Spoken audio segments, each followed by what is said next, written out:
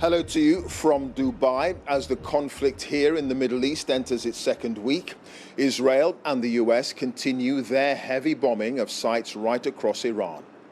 Donald Trump has indicated he's ready to intensify America's military action, saying Iran will be hit very hard this weekend. He's also renewed his criticism of Sir Keir Starmer for not allowing the US to use British military bases at the start of the war. Here's Joe Winwood. Donald Trump warned that there would be a cost. Tonight, it came to Dover Air Force Base in Delaware.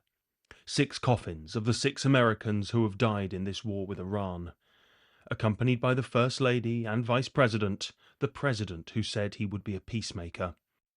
And tonight, Donald Trump deepened his diplomatic row with the British Prime Minister.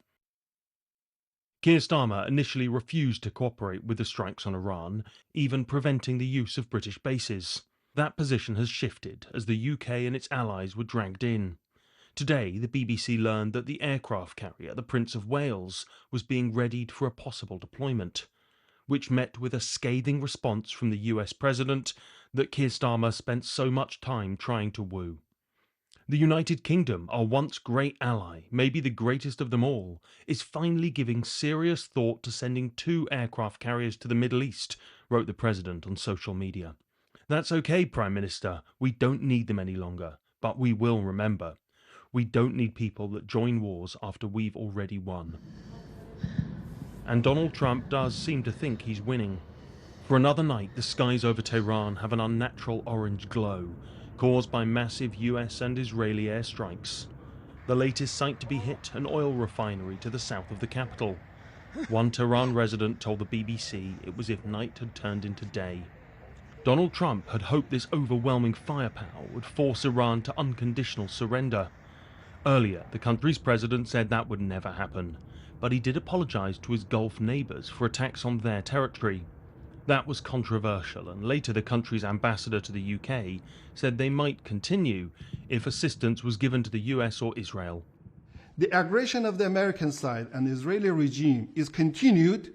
There is no doubt we will defend ourselves. And if they want to use from these military bases, although that we do not want to do that, there is no doubt, certainly we will defend ourselves accordingly. But it is in Iran and Lebanon where the human cost has been highest. Israel has continued to carry out airstrikes against the militant group Hezbollah, although civilians are also being killed. There were also strikes in the town of Mayfadoun. The death toll is not final, but there are 5 martyrs, and the number could increase because the scale of destruction is big, and we're still searching for more people. This war has already brought terrible damage to parts of the Middle East, claiming lives, shaking economies, and further fracturing already troubled relationships. Joe Inwood, BBC News. Well, that renewed criticism of Sir Keir Starmer from Donald Trump comes as HMS Prince of Wales, one of Britain's 2 aircraft carriers, is being placed on advanced readiness to sail from Portsmouth. Jack Fenwick is in Downing Street for us tonight. Jack, that's too little too late, apparently, for Mr. Trump when it comes to UK action in this war. Well, for many months, Clive, Sir Keir Starmer pointed to his relationship with the US President Donald Trump as one of the big successes of his premiership. He was often not subjected to the kind of outbursts that other world leaders faced. That is no longer the case. This is just yet the latest example of Donald Trump being willing to openly criticise the UK Prime Minister. Now, government sources are pointing to the fact that we have seen those US forces arriving at British bases today to be used in defensive operations as evidence that they see the special relationship as still working, but clearly this is a difficult moment for the UK government. I'm told that Number 10 were also bemused at this claim that the UK were considering sending 2 aircraft carriers. As we've just been hearing, one has been placed on advanced readiness, though it's being played down the extent to which we might actually, the likelihood that we might actually see it in the Middle East or the Mediterranean in the coming days. The UK's other aircraft carrier is out of action and will be for the foreseeable. Now, Sir Keir Starmer has said this evening that his approach to this situation is one of seriousness in an uncertain world. Well, it's clearly the case that Donald Trump adds to that uncertainty at times, and also clearly the case that the President's comments will have made people in Downing Street nervous this evening. Jack, thank you. Jack Fenwick there at Downing Street. Well, here in Dubai, the government has confirmed that one person has died after their vehicle was hit by debris following the interception of a drone. We heard the huge explosion from our position here a few hours ago. Earlier, Dubai's international airport also came under attack in a drone strike. Here's Nick Beak. A glistening Dubai skyscraper smouldering tonight. The tower in the Marina area, a magnet for Brits, the latest neighbourhood to be hit by Iran from the air. This the fallout of an interception during a missile and drone attack. One UK expat telling the BBC his experience. We've heard booms and interceptions through the week, but this has been definitely the most prominent one. The windows shook, and we're just trying to work out what's going on. This footage said to show a fire that ignited nearby. Authorities confirmed a Pakistani national driving his car had been killed by falling debris. Tonight's attack has shattered any hope people here may have had that Iran was prepared to stop firing at its neighbours in the Gulf.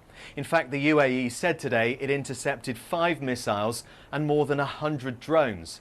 And the day had started with an Iranian attack on the main airport here in Dubai that could have been catastrophic. It's coming to the airport again. Ya Allah. Ya Allah, straight to the airport. Oh my God. The drone crashed down right next to a terminal building. Planes on the tarmac nearby. This at the world's busiest airport for international passenger traffic. Without even acknowledging the strike, Dubai authorities announced they were halting flights to protect the safety of passengers, they said. But services quickly resumed. More people able to escape a crisis that has engulfed the Middle East. The reality here in Dubai tonight, a far cry from the polished picture so often uploaded to social media. Iran continues to lash out at Gulf states with links to the US. The reach of the embattled neighbour across the water felt more than ever. Nick Beak, BBC News, Dubai. Well, health officials in Lebanon say more than 40 people have been killed in a large-scale Israeli military operation in the Bekaa Valley. For a week now, the Iranian-backed group Hezbollah has been the target of heavy Israeli bombing. Azwira Davis now reports from the town of Nabi Cheat. The main focus of this latest assault may have been the attempted recovery of the body of a dead Israeli soldier from the Lebanon War of the 1980s. In the eastern town of Nabi Cheat, the devastating aftermath of a huge Israeli air and ground assault. A massive crater and vehicles blasted aside like toys. More than 40 people killed, says Lebanon's health ministry. This is a Hezbollah stronghold, and there had been repeated Israeli warnings for civilians to leave, but many stayed. At midnight, we felt a strange movement on one side of the village. It turned out to be an Israeli commandos unit deployed for some mission. The resistance then surrounded them, and heavy clashes ensued. It all happened in the dead of night. Israeli special forces dropped in by helicopter in vicious street battles against Hezbollah. By daybreak, evidence of the deadly chaos. The scale of the Israeli assault was overwhelming. Around every corner, a building not just hit, but destroyed. Well, this appears to have been one of the biggest Israeli operations of this short conflict so far. Locals say there were more than 40 airstrikes in the space of just 30 minutes. But was all of this a distraction for the real Israeli objective?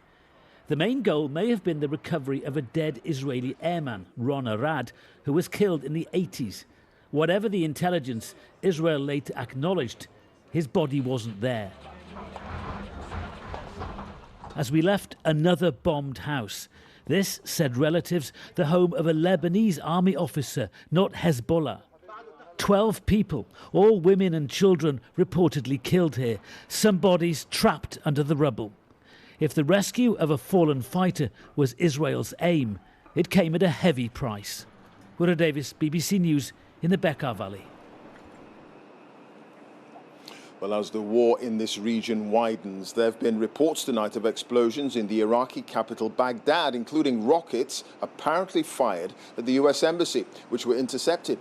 And drone attacks have also been reported in Erbil, in the north of the country. Ola Gerin is there for us now. Ola, what's the latest?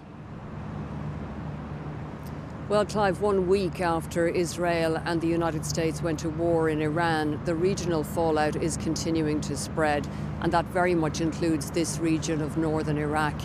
Tonight, over the course of several hours, we heard loud explosions on a number of occasions. Now, that was the sound of incoming drones being intercepted by air defence systems at Erbil International Airport, a short distance from here, which has been targeted repeatedly during the week. No casualties there, but smoke was rising from some of the buildings at the airport. There were rocket attacks on the US Embassy in Baghdad, as you mentioned, the first in the course of this war. And there was also a deadly ballistic missile attack on a base of an Iranian opposition group near the border with Iran. Now, all of this is a very loud, very clear message coming from Iran. It does not want those fighters going across the border. In the last hour, Donald Trump has reversed his position on this and said he does not want the Kurds to enter the war, that it would make the situation too complex. Ola, thank you for that. Ola Gerin there, live in Erbil in northern Iraq. Well, few would have predicted when this war began a week ago today that the conflict would spread so quickly, spilling across so many borders, from Cyprus to Azerbaijan and the Indian Ocean. It's a conflict that threatens the global economy and has already claimed well over 1,000 lives, the vast majority in Iran. It's a war Israel and America chose to start, but will they be able to control when and how it ends?